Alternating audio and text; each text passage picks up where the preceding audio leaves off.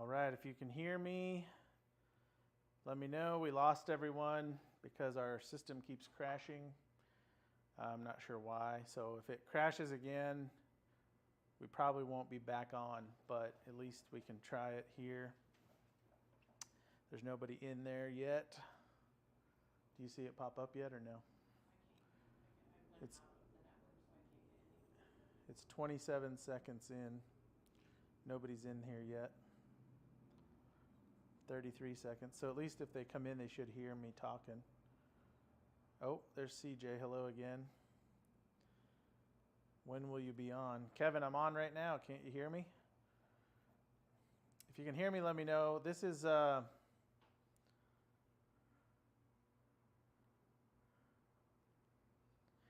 yeah, it's been working really good except for that audio last week, but the system's been working really good, but today it keeps crashing and freezing up and shutting off.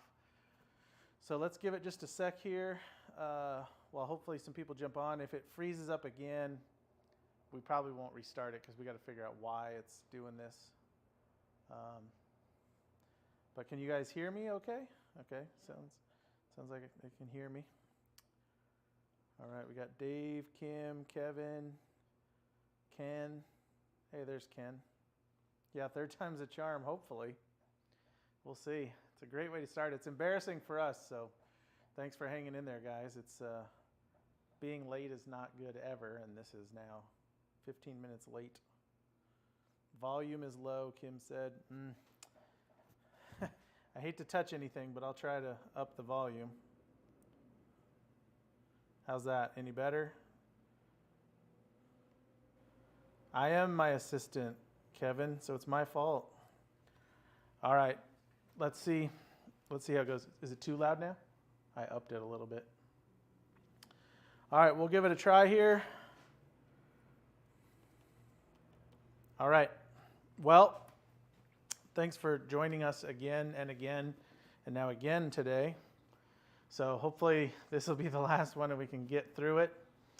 But let's jump right in. I know we had a bunch more people in the other room, so hopefully they find us. Guys,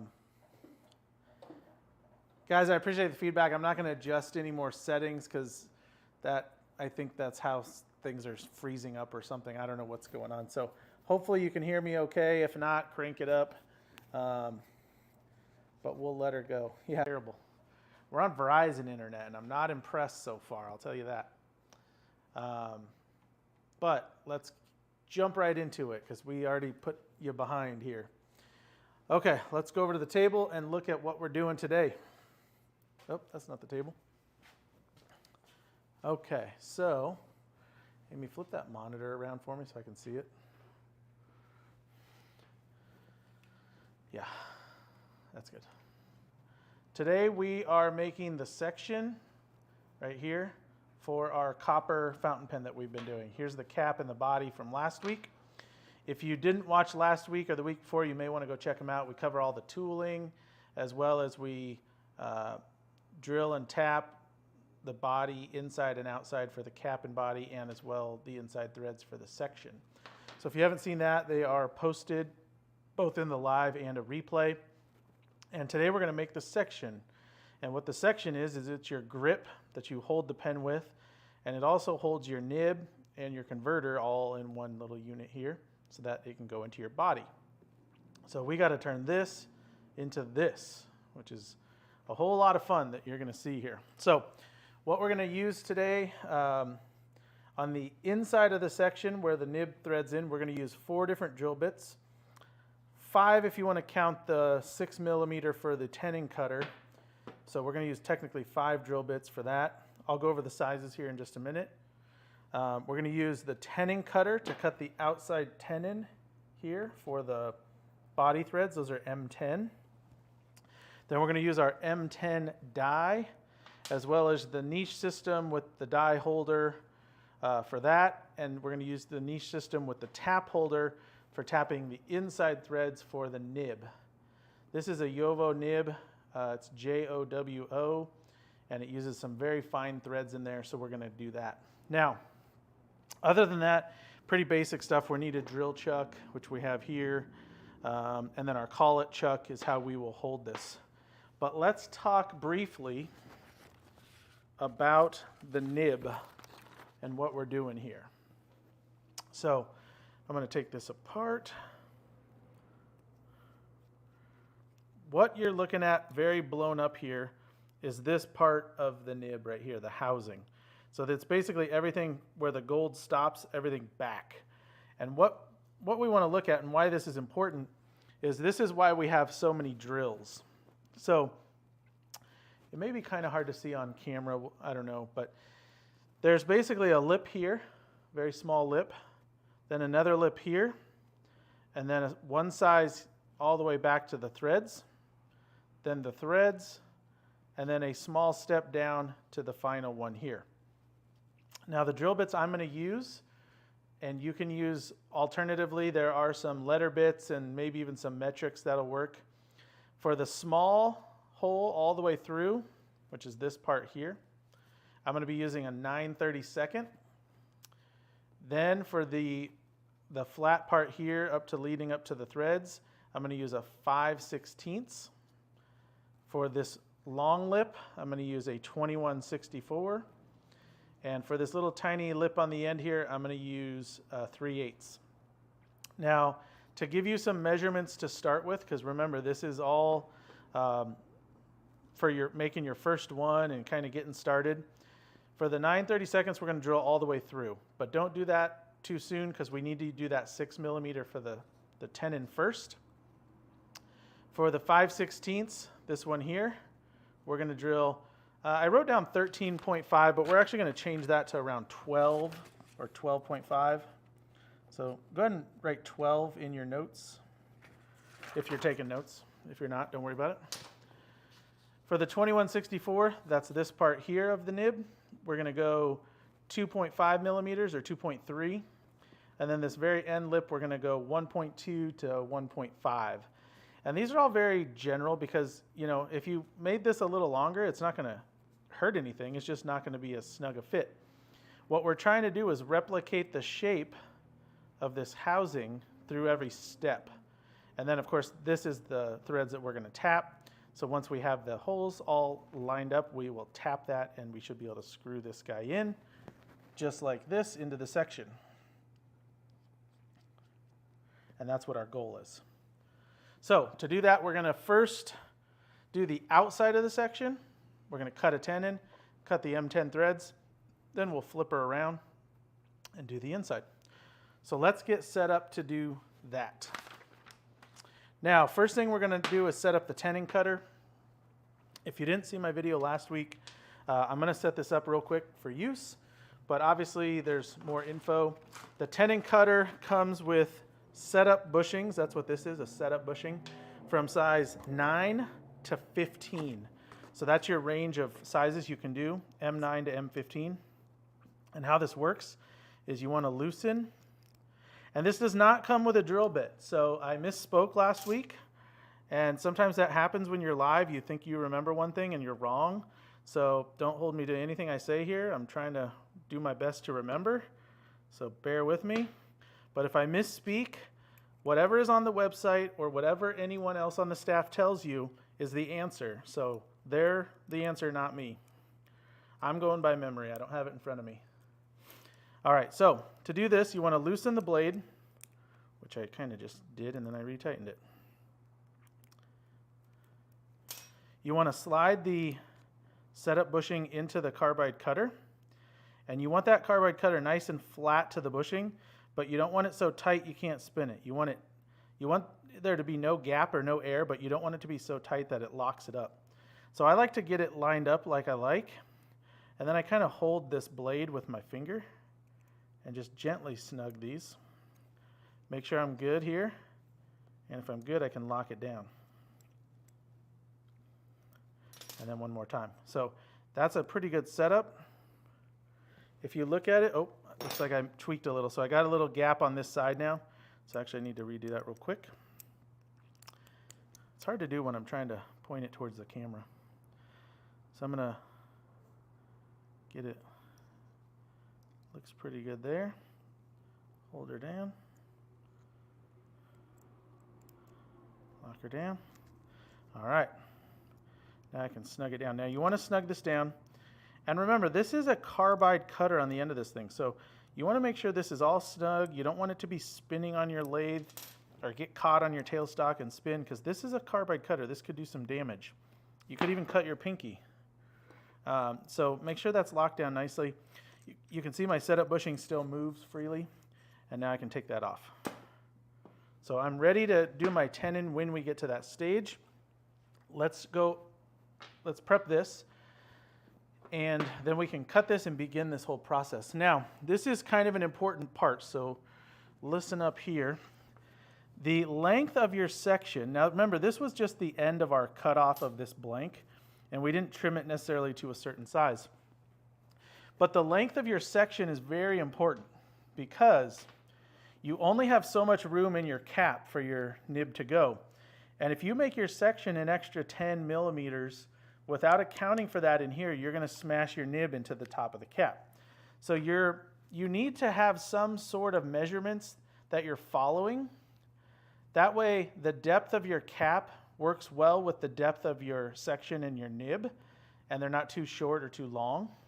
And so we are using this one kind of as a model, and it's what I've been giving you guys measurements off of. So I'm going to do the same thing here. And this, I know, because this is kind of the size I use a lot, this is about 30 millimeters. So from the front of the section to the back of the threads, I'm at 30.4, so close enough.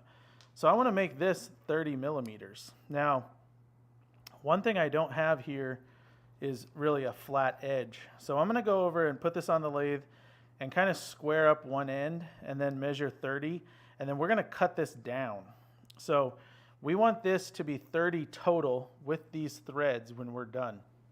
And the reason being is we know our cap has enough clearance for that section. If I made it this whole length, I mean, look how long it is, I would surely, one, I'd have a funny looking pen because the section would be so long, but I'd surely bash my nib into the top of the cap. Now you can make adjustments if you want this longer or shorter by adjusting your cap size of how deep your cap hole is. So you can change things all you want, just make sure you make adjustments to all the parts that it affects. So let's go over to the lathe and square this off, and then we're going to do some measuring and trimming this sucker. Boom, I'm back. All right, so what I'm going to do is just put this in and lock it down so I can get a flat edge.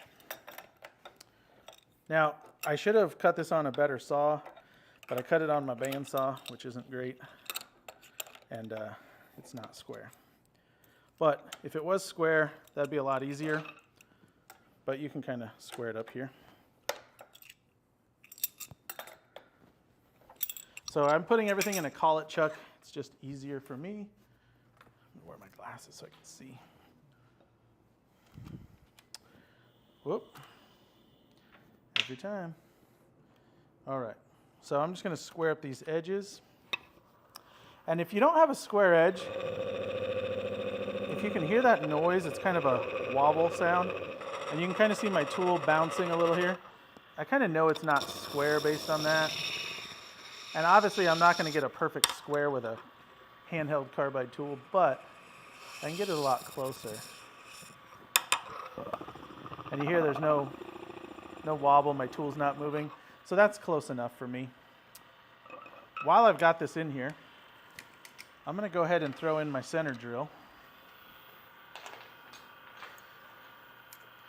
And I'm using a number 2 center drill, but you can use whatever size is comfortable. 2 or 3 is a great size. 1 works fine, it's just smaller. And all these tools like the center drill, the tap and dies, the tenon cutters, whatever. Thank you, Amy. You're good, I'm overhead. They're all on the homepage of Turner, so you don't have to necessarily write it all down, but they are there if you want to see what I'm using. So I'm just going to give myself a little center hole here for guidance later. And now I can take this thing out.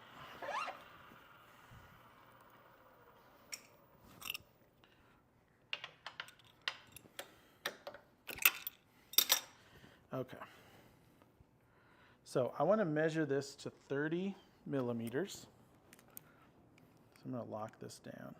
Oh, 30.27, that'll work. And this is my flat side. You can see there's still some cut marks that were a little lighter than my center, but I'm pretty flat. This side's all jacked up. So I'm going to cut this side. So I'm just making a mark. All right. And what I'm going to do is put this back in the chuck. And if you guys have any questions, I've got Amy moderating today. She'll answer any questions she can in the chat, but she can also shout out your questions here so I can hear them, because I'm not watching the chat because I'm doing this. So she'll let me know if you have any questions, so feel free. And what I'm going to do is I've got to cut this off.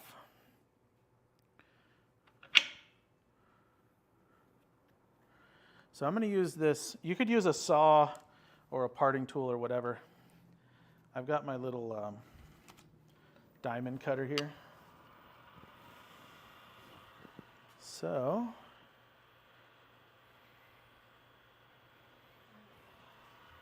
what's up?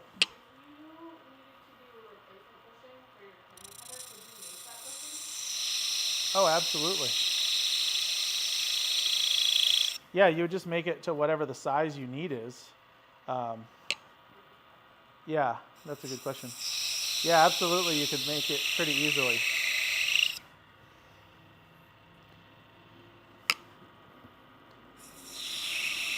And if anyone is wanting a tenon cutter, I think we're either out or almost out. We should have them back in very soon. So just jump on the out of stock reminder, and what'll happen is I'll email you when we get them. And we are making extra sets. We make the tenon cutter. We are making extra sets of bushings for those who got them a long time ago when they didn't come with the whole set.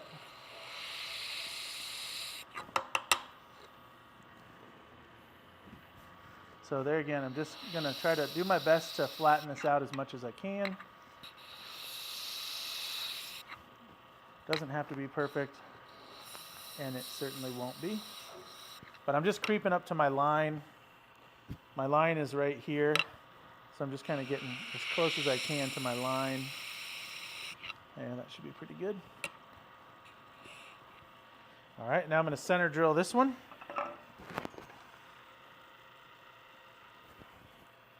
And I will try not to get my head in the way because I'm very known to do that. And the center drill just gives you hopefully a better start to your drilling rather than if you just put the drill bit up to it. Now, what I'm going to go ahead and do is load my 6 millimeter drill bit into the drill chuck. This is for the tenon cutter. I need it to go all the way through because this is a fairly small part. I need it to go all the way through so that my guide pin on the tenon cutter can go all the way through. Okay, I'm going to slow that down just a hair.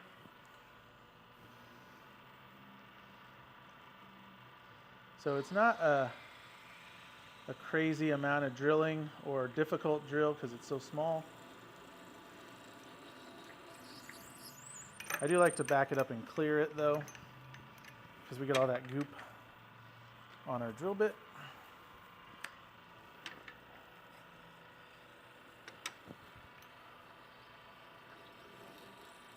Okay, we got a question. Go ahead.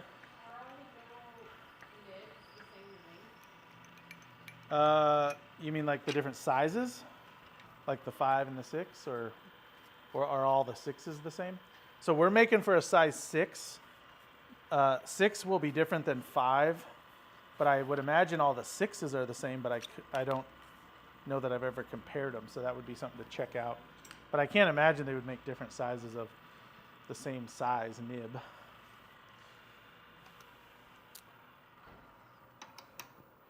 Size 6 is probably the most popular one we see for people using.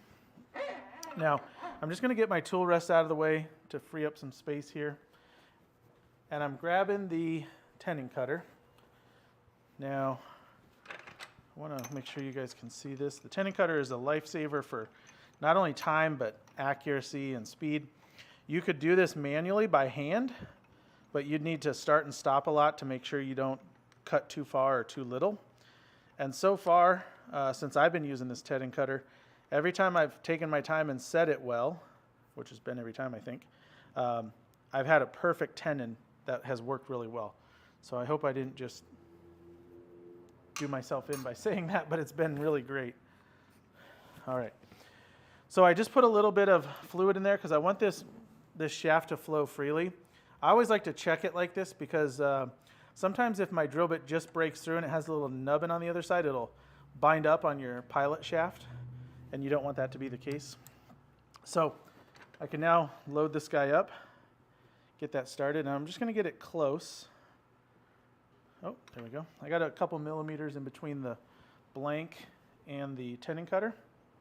Now, keep in mind, this is a carbide cutter. This is metal. You might want to just round these corners off for your own to-do in case this ever spins on you. But this is where I just cut my pinky earlier. I went down and I caught it on the corner. So I'm going to take a file to these later, and if you have one of these, I'd recommend you do the same thing just for safety. But I like to keep a hold of my drill chuck, and I'm out of the way, so if this spins, hopefully I won't get caught. So just keep that in mind. I'll hold it this way so you guys can see. But I'm going to go ahead and turn this on. And, oh, I didn't talk about tenon length. So the tenon on that green one that we're measuring is about 8 millimeters. And what I like to do, and this is very kind of winging it, is I like to measure how far I want to go and then kind of look at my tool. So if I look at this tenon cutter, the screw on the tailstock side of the screw is exactly 8.5 millimeters. So I know if I go that deep, I'm about 8.5 millimeters, and that's good with me. I could try to mark it. I could try to mark the blank, you know, up here. But to me, this is just as easy because this isn't moving and everything else will be. So that's how I'm going to know when to stop on my cut here. Now we're just going to slowly feed this in, and we are cutting, you know, the Alumilite. Make sure your hand is clear of that little guy. Now the problem is it very quickly becomes hard to see, so I'm going to back up. I'm going to use my brush. Don't stick your finger in there. There's a carbide cutter, if I didn't mention that. And it's that initial catch that would spin it, so you got to be real careful. Oh, it's trying to spin on me. Okay, just a tiny bit more, and that's enough. Now I could always trim that off if I went too far, so I'm not worried about that. But this is going to be an opportunity for you to see why we like this shaft to be loose. Because you can glue it in and it'll work fine, but it also works nice to have it loose like this, because now I can leave it in here as a little bit of strength. If I didn't have it loose, I could always stick a 6 millimeter drill bit in there just to give this little tenon a little strength, because we only have a couple millimeters there. There's not a lot of material. Now, first thing I'm going to do is I'm going to cut a little relief with my carbide cutter. I'm going to cut just leading up to it. Just a little bit of an entrance relief, where you could do a chamfer, you could use a file, or you could use sandpaper. But let's see if the camera picked that up.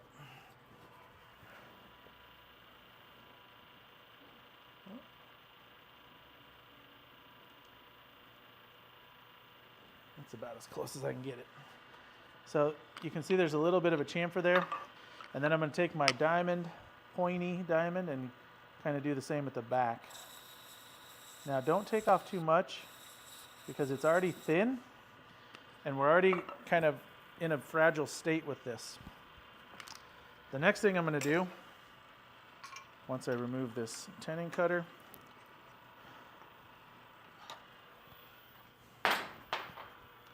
is I'm going to grab my water with some 800, and I'm going to sand this tenon just for a few seconds. And the reason I'm doing this is when I go to thread this, if I have it, you know, pre-sanded a little bit and smooth, I think it'll make my threads better. And I could be totally wrong. It might not do anything, but I think it does, so I'm going to keep doing it. So you can do you. How are we doing? Any other questions, Amy? Yeah. Do we have the diameter settings for those without the cutter? Like M10 gets or 13 gets? Oh, that's a good question. So the question was, what are the diameters of the tenon if you don't have the tenon cutter? And actually, we can look at that right now. Let me, just to give you an idea. And I'd be happy to make a little short of this later and post it so you can see all the different ones. So this is your M10 diameter, and it is 9.97. So practically 10, but 9.97, I don't know if that is the variation of, it's probably plus or minus a tiny bit, so probably 10. And we are doing an M14 cap and body, which we did last week, and that is 14, well, 13.96.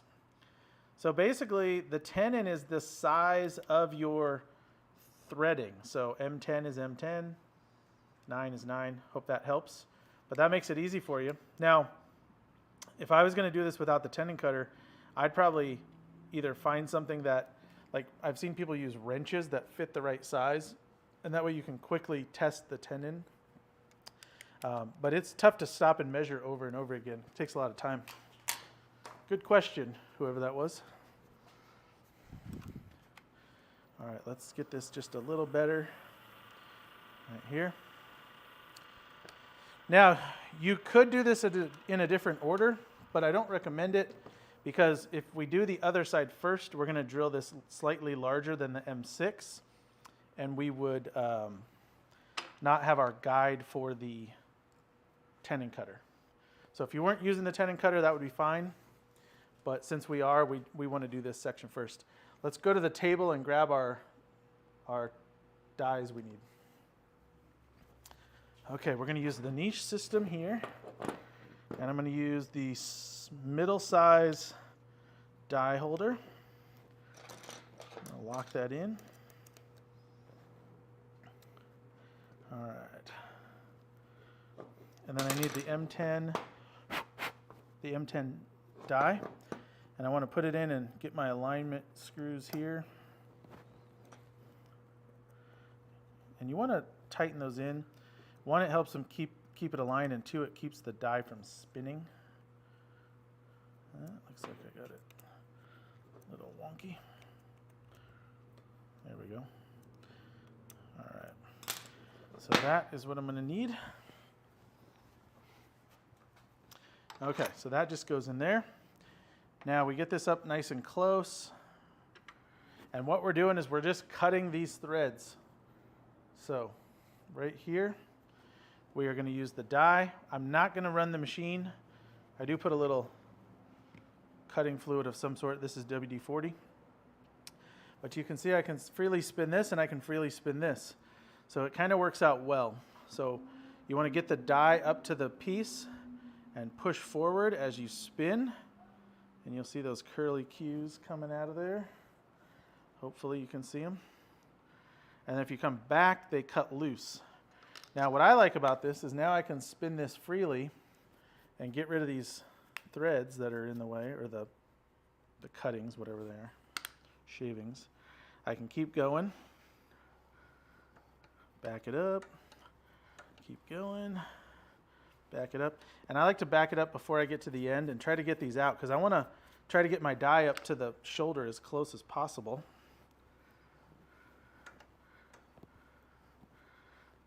Back it up, get up close. And one thing is, do not over tighten that. When you get to that shoulder, be real aware of where you're at and stop, because like I said, there's not a lot of material there and it's real easy to snap that tenon right off. The reason I think sections are so hard is because they're so fragile. You can over drill things or snap a tenon off really easily. and then you get to start over. Now, I'm going to go ahead and I'm going to flip this die, and what it does is it's cut a little different on the back side, so you can get your threads closer up to the shoulder by doing this. So I always start with the die with the writing on it. That's more of the gradual start. The die on the back has more of a, and I don't know the technical term, but it has more of a flat cut to it. So I want to get those alignment screws just right.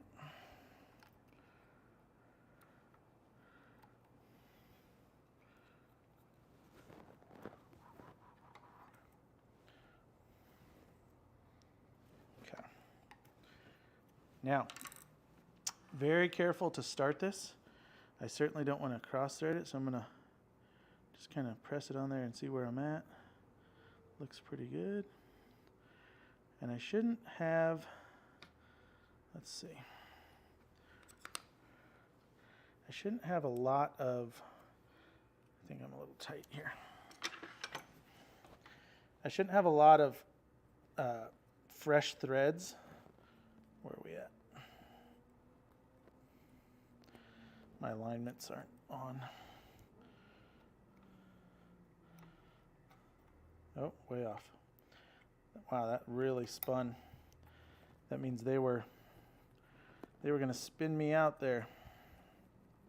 Okay, that should be better.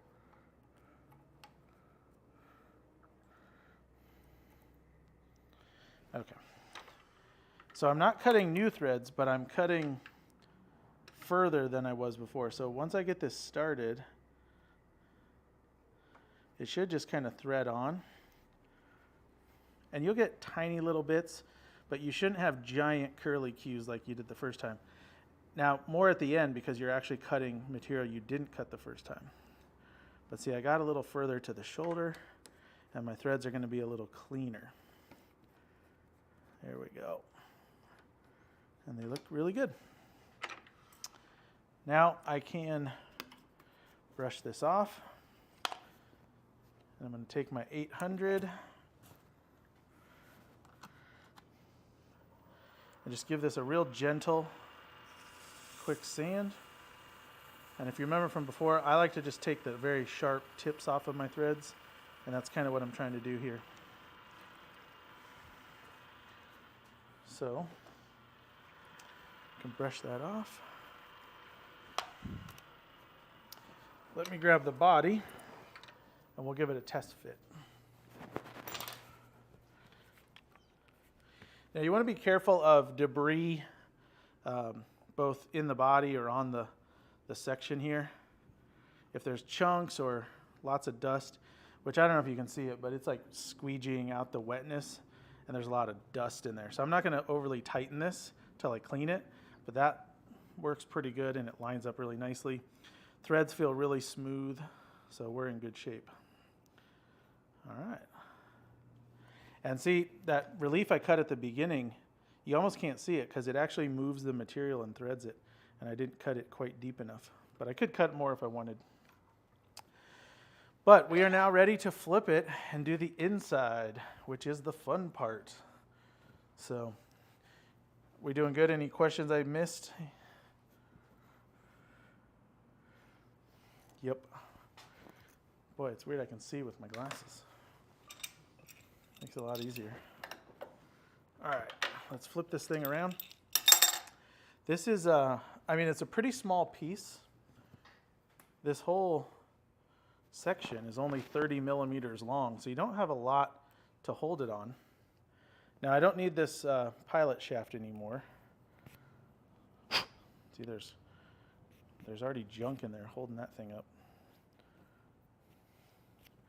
But that's our little tenon that's now threaded. And we're going to flip it around and lock it down. And I'm going to let a little tiny bit stick out, but not much. I don't really need a lot sticking out, or any for that matter.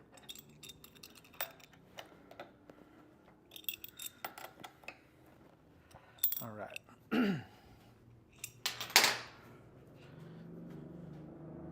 All right, let's go back to the table real quick and grab what we need.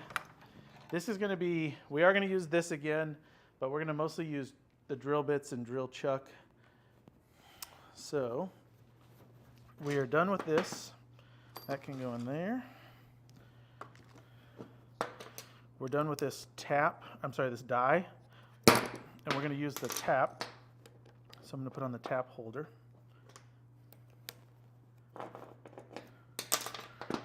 When we get there, we're going to use the tap for that nib. It's a 7.4 by 0.5 thread.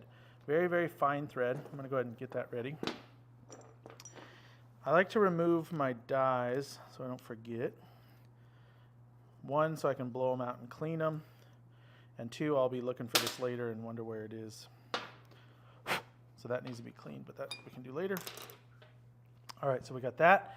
We're going to use our 4 drill bits. I'm taking those over to the lathe. There's our cap. Keep that up there. And then we'll be back for that one. Okay. Now, let's do this. So this is where it gets important. So this is, here, let's go this way. This is how our holes going into it here. So the first hole we're going to drill all the way through because it's the smallest. We're going in size. And that's this very last little bit here beyond the threads. Oh, you can't see that at all. Okay, let me start over. So our first hole is going through here. It's this last little bit beyond the threads. We're going to drill all the way through. Then we're going to drill our second hole up to here. So that's the critical measurement. This one obviously is smaller, so it doesn't matter. These are just at the lip. The critical drill is the second one, which is your 5/16 in this case. If I drill too far, then my hole would come back and I would eat up my threads and I'd have less to thread it, assuming that my nib is stopping here like it should. If I drill too short, then my threads will start too soon and be up here and my nib will stick out. So if I do this wrong, you'll get to see what I'm talking about. If I do it right, hopefully you won't get to see it. But this is your critical measurement. So when you go to measure your nib,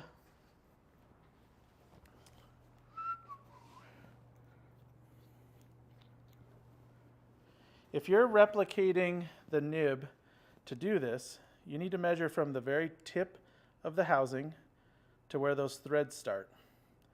Now that's 13 millimeters. I think I have my drill bit marked. Oh boy. So I'm right at 13 on my mark, which I don't know if you'll be able to see it. So that should be very, very close. Now, a word of caution, if you're gonna err one way or the other, you want to under drill it. So if I stopped here, I can always drill a little more, but if I go too far and I go either past these threads or into these threads too much, I'm not going to have much to hold on to. So this is the most critical. That second drill bit is your critical size. So we are using, again, 9/32 all the way through. 5/16, I wrote 12, but it's between 12 and 13 millimeters deep. 2164 for 2.3 and 3/8 for 1.25.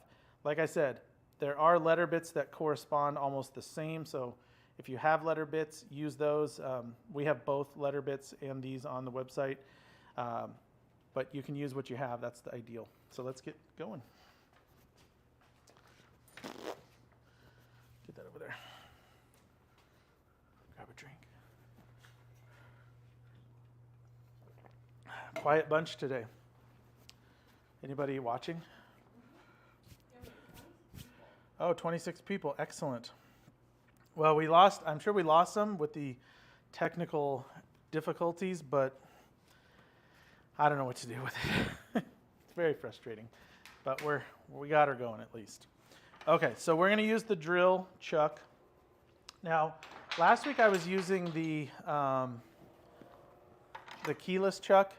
I'm going to use the keyed chuck this time. I actually like it for the tenon cutter, But I like it for these short bits. Now, I'm using the short bits. You don't have to use short bits.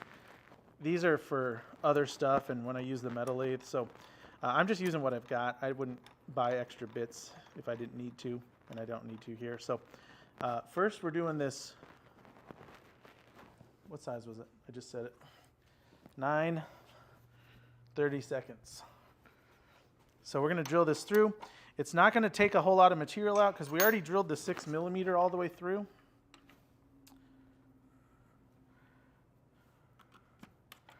So let's lock her down and let's unlock the lathe.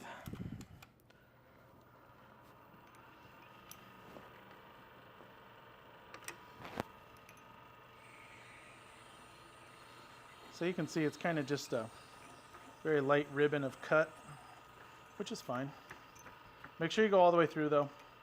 You need that size to clear your converter.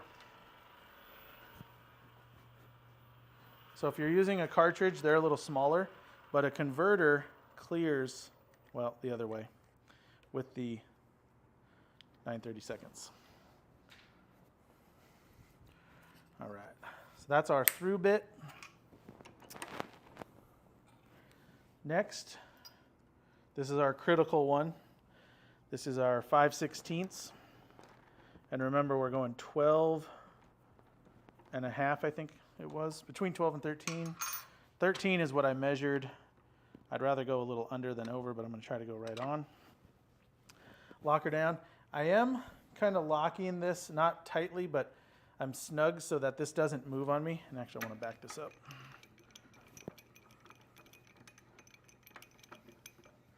Get this up close. Whoop. And then this will just keep it from giving me side to side. Okay. And I'm going to hold my drill chuck. What's a better angle? This one? Maybe? All right. And I can do this all in one pass because I'm not cutting a lot. Backing it up. Clean that off. Okay. And I've got my speed set at 700. You know, drilling 700 to 900 is what I always recommend. But if your lathe only goes 1,000, just adjust accordingly. Okay, this is our third drill bit. Anyone know the size? Shout it out. 2164. We're going for 2.5 millimeters, which is quite very small. 2.5 millimeters.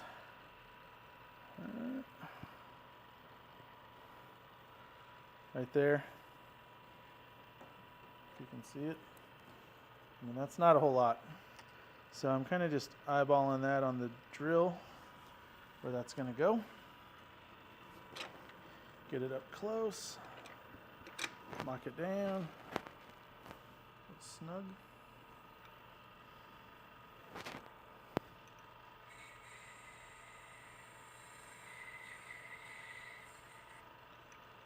And you can't always go in and measure. If you're not sure, you can measure your part. That one looks pretty good. All right, and then lastly, remember this last one is just barely anything. And in terms of your nib, it's this little tiny nubbin on the end, which is like 1 millimeter wide. So looks huge on this paper, but that's only 1 millimeter. And that is your 3/8 drill bit.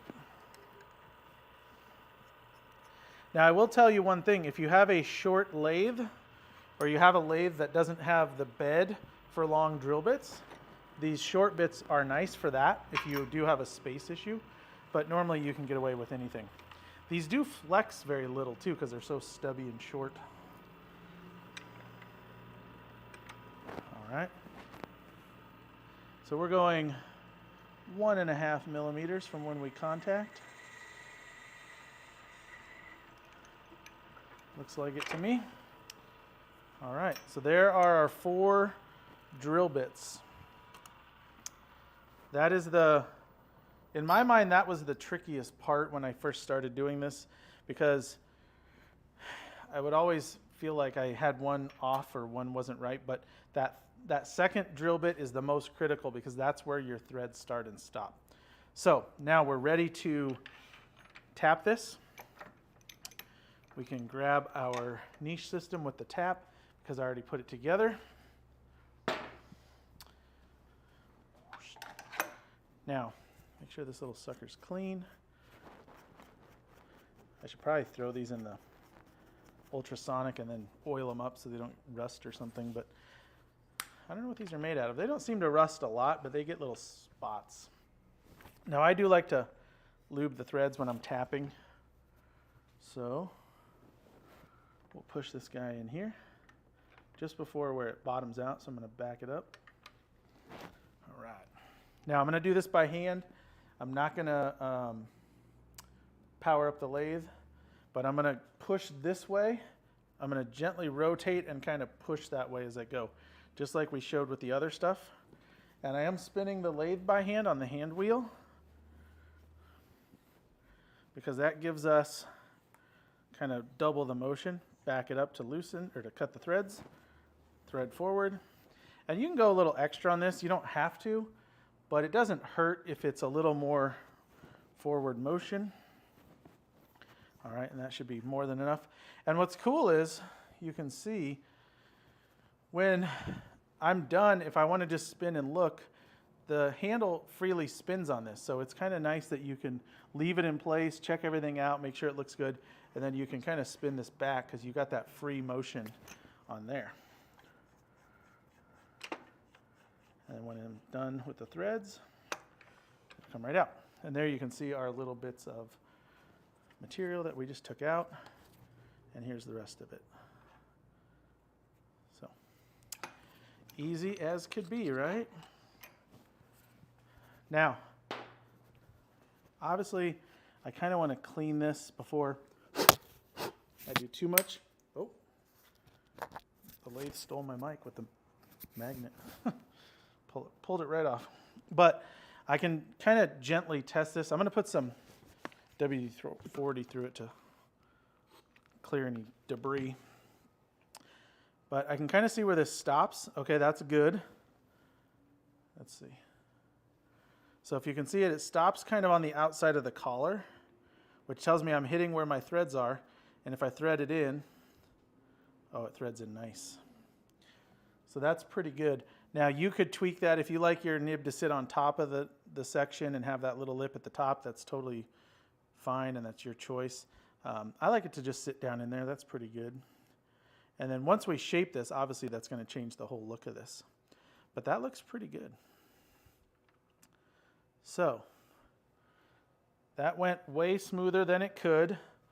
I will warn you that this won't always go well. And Amy can attest to that. About an hour before this live stream, I was working on one and it didn't go well and I was very annoyed with it. But it'll happen. There's days where I can make 20 of these in a row and they all go perfect, and then the next day I break every single one and I leave. I just walk out because they all break. So it's going to happen. Let's clean these though. Let me show you the ultrasonic cleaner. Let's clean these parts and I'll show you why we do that. In all this cutting, whether it be turning, sanding, tapping, threading, we get a lot of debris, and sometimes your little threads are packed with crap, and obviously I've been using WD-40, but let's clean these so you can see that. Let me take this out.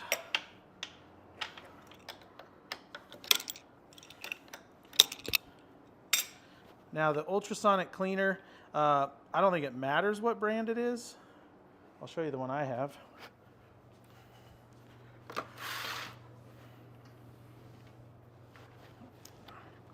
Oh, let's see if I can get it under the camera here. All right.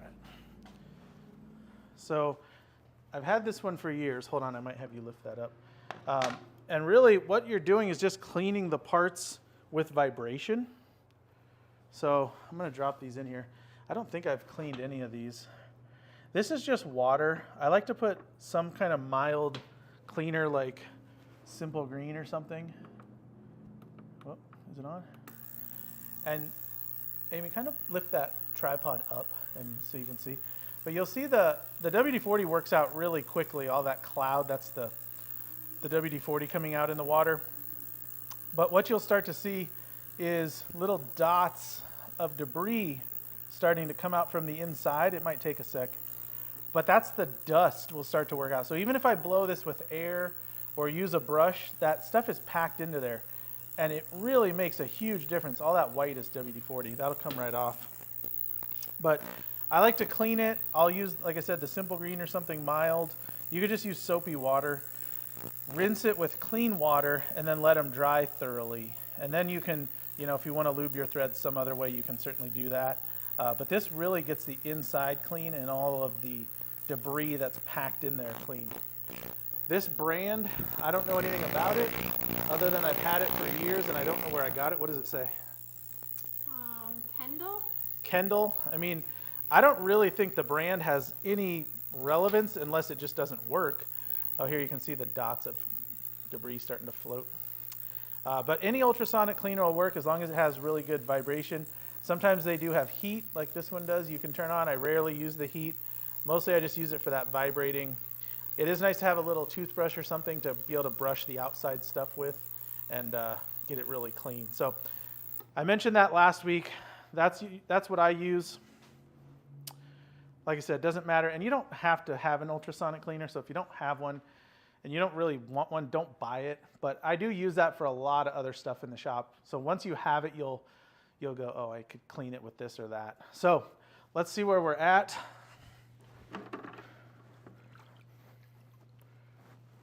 Now we got water. So we got our body. I'm going to do this in front so I don't drip on the lathe. Our section. Oh man, these are beautiful. We don't even need to shape it. And our cap. So essentially and I'll quote, hard work is done. But the fun part and the other hard work is the shaping and the finishing, which we're going to do next week. We'll turn these down. I'll show you the mandrels. We'll shape them, polish them, finish it up, and we'll make this a complete fountain pen. So are there any other questions before we sign off? That is making the section. It went pretty well, especially considering our technical difficulties and my previous section making today. But it went pretty smooth. This looks like it's going to work out really well. If you haven't watched the other videos, check out 1 and 2. That's the tooling and the cap and body, threading and drilling. And then next week we will wrap up this build. We do plan to do more custom pen stuff. After that, we're going to do making one with a clip, making a roller ball, and a couple other things. So if you have ideas you want us to do, let us know, and if we can, we will. But this is going to look really good. So next week we get to wrap it all up. I appreciate everybody hanging in there. Did I miss anything? Don't forget the ornament contest if you haven't seen that. That's a big deal. And there's going to be a big announcement coming soon via video. Oh, there's going to be a big video announcement coming for the ornament contest. So make sure you're subscribed and you won't want to miss it. If I wasn't working here, I would do what this video is going to announce. But anyway, thanks for watching. Please subscribe and come back next week and we will finish this fountain pen up and we'll have a pretty cool fountain pen. And there's all our parts ready to be shaped and done. Anything else, Amy? Just people are glad about the series. Oh, good. People are excited about the clip demo. Oh, excellent. Amy said people are excited for the clip demo. Good. And the series. It'll be nice to finish this one too so you can actually see all this come together. If you're wondering why we're breaking it up like this, because over an hour is a little tough to do on a live stream. And each section so far has been between 45 minutes and an hour and 10 minutes. So if we did it all at once, this would be like a 3-hour video live stream, which might be a little tough. So it's kind of more fun to break it up and have it be a little shorter and more concise, I hope. But that was our thought behind it. So that's what we're sticking with. All right. Jody said she would love to have a list of all the drill bits for each size tap die set. Jody would like a tap die drill bit list. I'll make you that, Jody. I thought Haley emailed, but maybe she didn't. But I'll when we get this final video put up or before, I'll make that list for all the different taps and dies, and that way it's available to you and everyone else. Thanks, Jody. Good idea.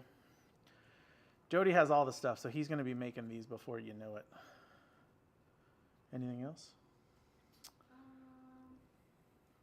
Just we have people from all over, which is super cool. Yeah, it looked like there were people from, they said across the pond, and I think even New Zealand. Didn't somebody say from New Zealand?